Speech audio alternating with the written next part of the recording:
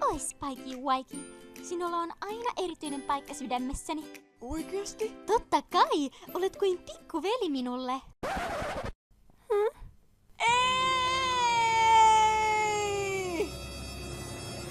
Oi, ja olenko kertonut uudesta poikaystävästäni?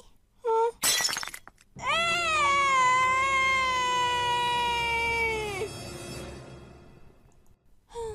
Ei hän oikeastaan edes ole poikaystäväni.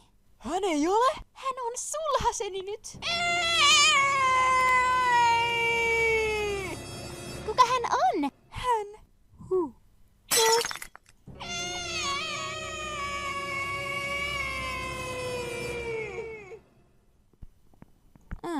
Miksi ei?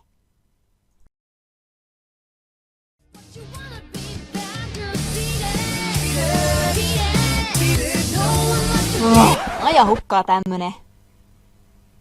Joo, ja by the way. Kiitti kun katoit.